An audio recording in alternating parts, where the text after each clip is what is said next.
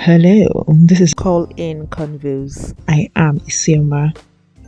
This is a background sound while you're going about your day, doing chores, working out, catching a break at work, and everything in between. I'm here with honest conversations, those things you've been thinking but feel shy to talk about sometimes. The messy, the beautiful, love, life, laughter, relationship with yourself, relationship with others, healing, and more laughter. After all, healing without fun and joy is just unnecessary hard work. So just stay tuned.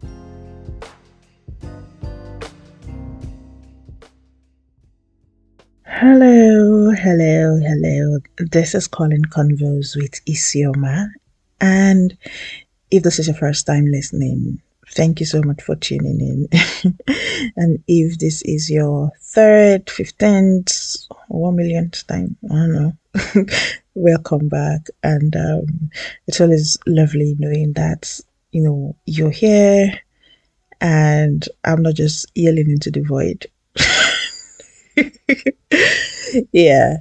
And on the last episode where I talked about people being avoidant, and if a person being avoidant is all in our head because sometimes we are having this anxious attachment style, and a person could just be being normal the way they know how to be normal, and then we imagine that they are being avoidant. And then I said, obviously there are people who are avoidant, there are people who are narcissistic. And I gave the statistics, and at the end of the day, one thing I always do on this podcast is reframe the conversation. Yeah, because at the end of the day, you are the common denominator in everything that happens in your life. So it's more or less like reframing it, making everything about us, seeing how we can, do the work on ourselves. And if in doing the work on ourselves, if we can, you know, attract better and all that. But then there's a caveat, there's always a caveat. It's very possible that you do the work on yourself and then you're still not attracting better. It's very possible. I've come across situations like that, in conversations with clients. And, you know, yeah, I've done the work on myself, but I'm still attracting this kind of behavior. And what do you do? And one thing I do what thing I do say in situations like this is this, and this is also based off on my own experience, which is not the be all, which is not the truth, just a perspective. I always say at the end of the day, life is a learning process. Sometimes you think you have outgrown a lesson, but it keeps coming back again and again. And I'm only human. So, and I will speak from my human limitations.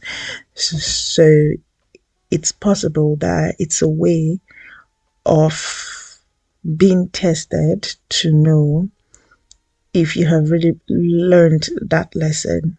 It's just like, imagine you're playing the piano, so you keep practicing and practicing until it becomes muscle memory. That's what I think. Yeah. And that thing where they be like, oh, you attract what you are, sometimes it's not always true. Sometimes you don't always attract what you are or who you are. Yeah. But then there's this narrative. It just seems as though there's this consensus, based on the things we see online, on the internet and all that. And I'm not about that life, because I know that different things work for different people. And performing, on this, coming from that mindset, that's how I'm going to address the topic of boundaries. Yeah. Sure. This is not the typical boundary 101 that you easily come around or you come across online. No, no, no, no, no. This is quite a different perspective. And I do this thing where, I mean, I, I think a lot. I'm really, really introspective, and I like that thing where I just like take out time to think about stuff, and I'm having like, oh my god, I don't know. You could call it epiphanies. You could call it downloads. I don't know, but it happens. So this is not the truth. It's just a perspective, and yeah, I just had to put that out. I just had to put that out first. Please don't come for me. So we have seen your graphics on Instagram, TikTok videos, the YouTube. Like I said, it's different stuff on the internet. That tells us to just say no and protect our peace. So it make it sound so easy, so empowering. Yeah, okay. But the question is it always that easy to is it always that easy? Because there are relationships where having firm boundaries are very impossible. And I'll be talking about that, later on today's episode. Yeah. So based on the stuff we see on social media, they paint this picture where you calmly state your limits, and then the other person nods respectfully and just walks away, and then you walk away into the sunset of pure self-care bliss. Yeah. But yeah, it's not always that easy. That's not how it happens in real life, and you know it. There's that friction, there's that back and forth. So in real life, when you actually muster up the courage to set a boundary with a parent, a sibling, a lover, a co-worker, a supervisor, it's not always easy. Is it? It's not. It's not. You don't feel empowered, do you? You don't feel empowered when you do that. Yeah, you don't. That's how I put it. You can feel it in your body sometimes, that somatic response, it's like your palms are sweaty, your heart is racing. It's not always that easy. Yeah. And the moment, the second words leave your mouth, there's this wave of guilt that you feel sometimes. I mean, I have experienced that myself one too many times. Honestly, I won't lie. Yeah, depending on the kind of relationship. Some relationships, it's so easy to tell the person no, like, no, I'm not even going to negotiate my boundaries with you. And then there are some relationships, in saying no, in affirming my boundaries, it felt like I was doing something sacrilegious. Yeah, we are human, and we live, regardless of how Western society has painted the whole world, has taught us to be individualistic, but we all perform ourselves within a collective. You realize that, right? We perform within a collective. We are social animals. Yes, there will be outliers. There are outliers. Yes, I know that. Yeah. But human beings, we are not as individualistic as we would like to think. Yeah, on a primal level. So no, it's like I said, this is quite different from most of the things that you might have come across. So just stick around. It's gonna be juicy. So today we are moving past the glossy internet advice. You know, it's going to be a deep dive. It's going, into the messy, the awkward, the deeply uncomfortable reality of what happens when you draw your boundaries. That is what we're talking about today.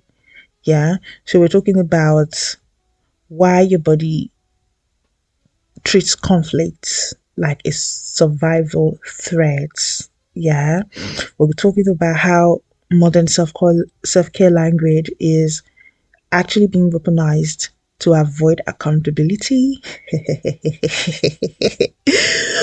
And we're talking about why feeling guilty, it doesn't mean you did anything wrong. Yeah, like I said, you feel guilty sometimes in some cases when you draw boundaries. Yeah, it happens. So just go get comfortable, and we shall dive on in right now. So the first part of it is how we need to talk about the weaponization of the word boundaries. Yeah. Boundaries. We have weaponized it. Most of us anyway. Yeah. So have you noticed how over the last few years, clinical terms, what we call therapy speak have completely taken over everyday conversations. Have you noticed it? Okay, let me just slip this in. Let me slip this in. And I think I'd mentioned it on the previous episode, but a situation where someone said I was being avoidant because I wasn't into them that way. Like, I don't like you. I have the things I desire in a partner, and it's not you. It's not you. Yeah, because if it was someone that I was into like that, avoidant, no. Like, I'm inside your skin. I'm living in your skin. I burrow into your skin like a love bug. But because that person is not my person, and I know it's you are not my person, I'm not going to waste your time. I'm not going to waste my time. I respect myself and I respect you. And I know it doesn't bode, like, it will not bode well. Like, it's not going to go fine. So why would I waste my time? Why?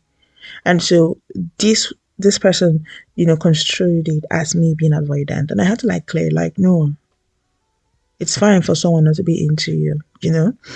And this is one situation where someone has used therapy speak that's, off the top of my head. And so it happens. But like I said, doesn't mean that there are no people out there who are avoidant, you know. So back to today's episode now. So it's like you can't just have a disagreement in peace anymore. You can't disagree with anybody because it's like when you do that, someone's like, "Oh, now you're gaslighting me." Like, seriously, any small thing. Oh my god, he's gaslighting me. No, he's not gaslighting you. It's just you're just having an argument with the person, and it's fine. Conflict is part of human nature. you know, someone can't be moody in peace. Somebody can't have a bad day in peace.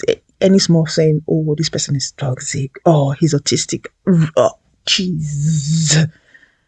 How did we get here? How did we get here as a collective? How? You know?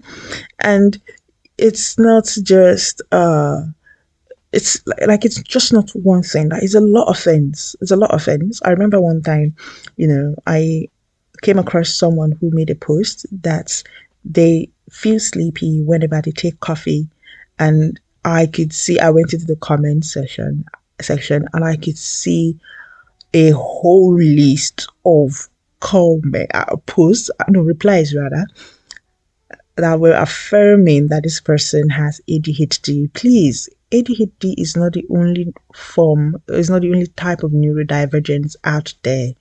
Yes, that how I put it, feeling sleepy after taking coffee is a sign that a person might be neurodivergent or is neurodivergent.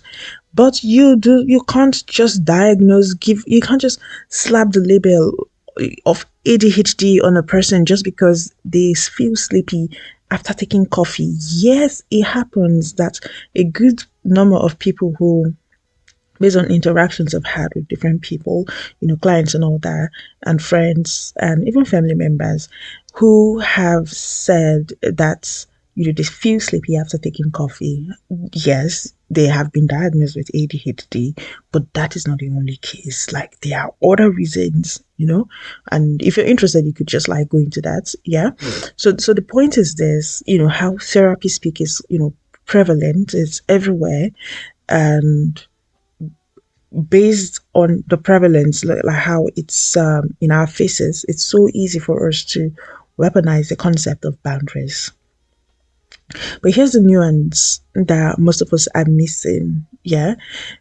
So a lot of what people are calling boundaries is just selfishness wrapped up in a mental health coach. You understand? Let me say it again.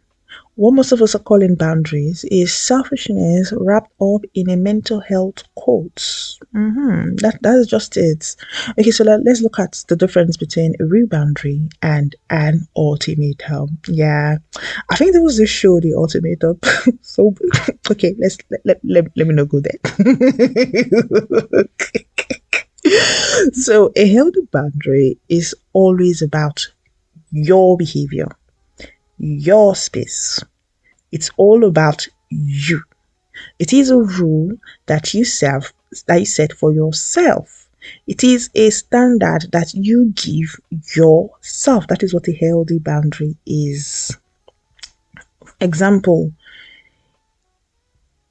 I don't drink water after 7 p.m.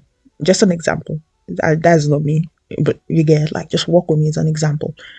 Example, I don't drink water after 7 p.m. It is me. It's all about me. And just like I said, that's what this whole podcast is all about. All episodes is all about reframing the conversation to make it about you, because at the end of the day, you are the common denominator in your life's context. Ding ding ding ding ding. You feel me? You feel me? Okay. So that is a boundary. You are not controlling the other person. You're not saying, don't give me water. No. All you're saying is, I do not drink water after 7 p.m. Simple. An ultimatum, aka a weaponized boundary, is all about controlling the other person. So it's more or less like, if you, how do I put it? It's more or less like, oh, don't give me water after 7 p.m. If you give me water after 7 p.m., I'm going to feel disrespected. You understand? So you're making it about them.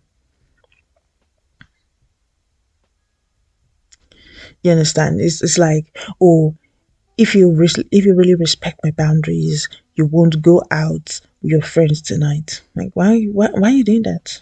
That's an ultimatum.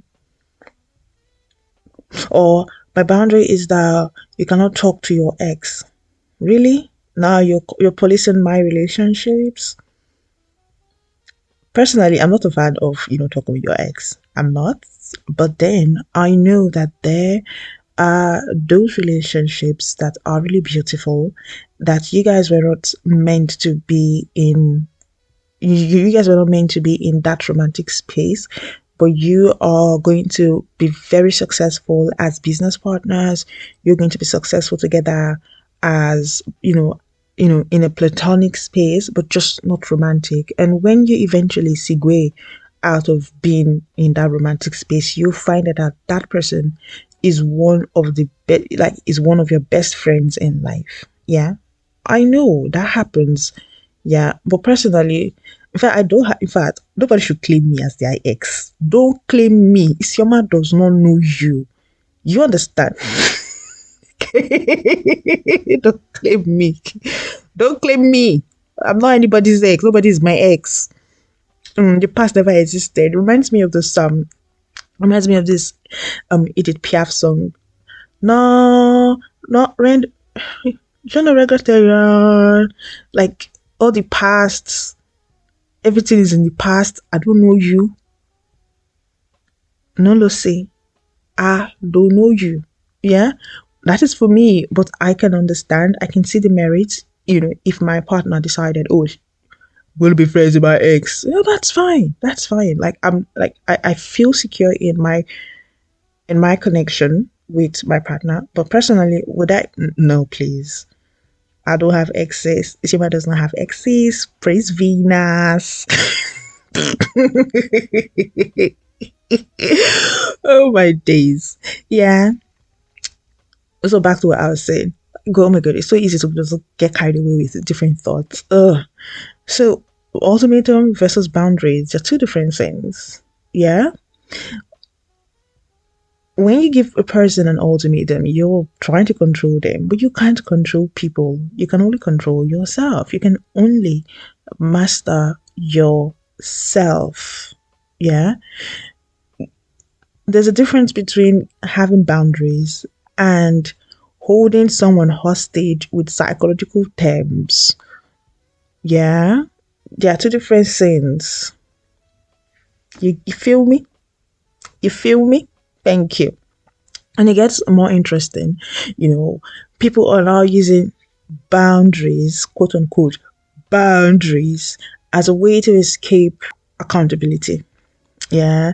So you've seen I mean, you've seen it. So we've all seen, the text message, where a person is like, "Oh, I'm protecting my peace."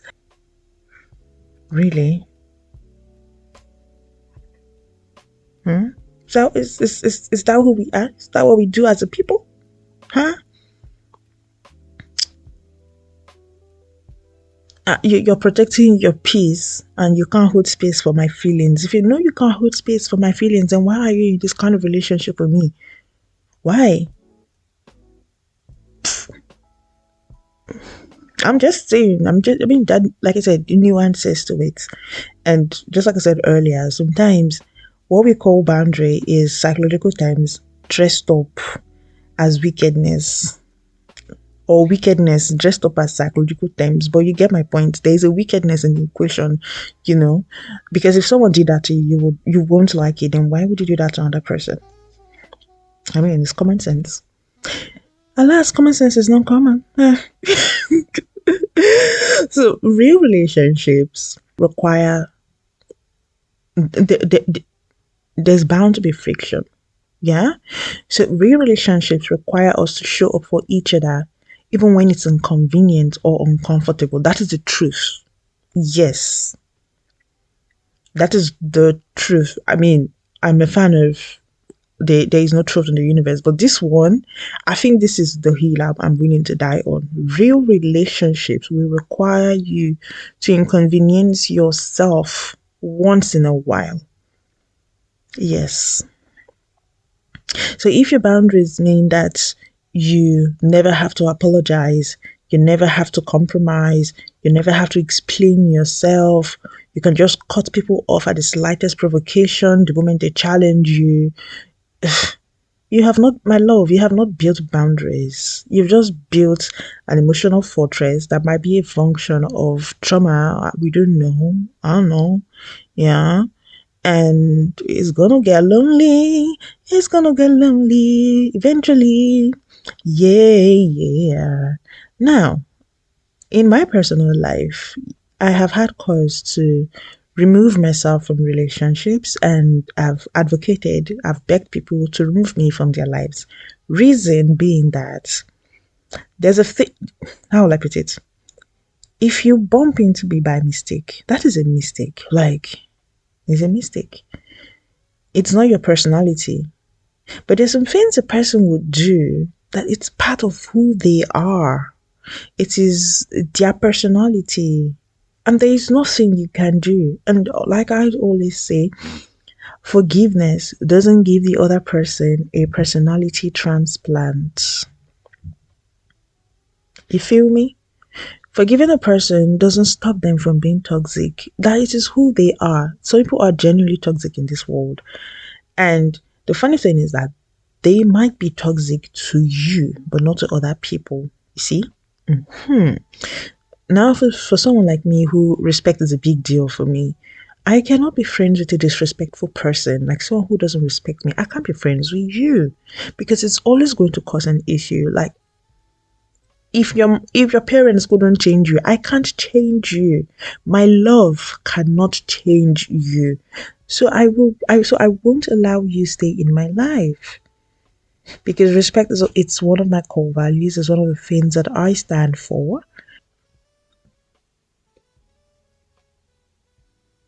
Like there is absolutely no way I'd give you respect, show you consideration, and you're not reciprocating. And before anyone says, oh, doesn't that sound transactional? Please don't be naive, okay? Don't be naive, don't be deluded. All relationships in this universe is transactional. Like there is relates in relationship.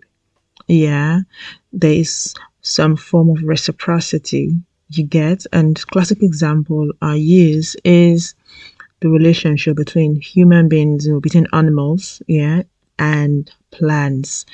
The carbon dioxide that we exhale during respiration is what plants use during photosynthesis, and we most of the things we use, you know, raw materials we use come from plants, like cotton, like cocoa. You get my point, right? So, and I think it's something I say on all episodes. And I would have to like cut this, just cut this episode here because I wouldn't really want it to just go on and on and on. So it's going to be a two-part series, and on the next episode, I get to conclude on the topic of the topic of boundaries. Yeah, but just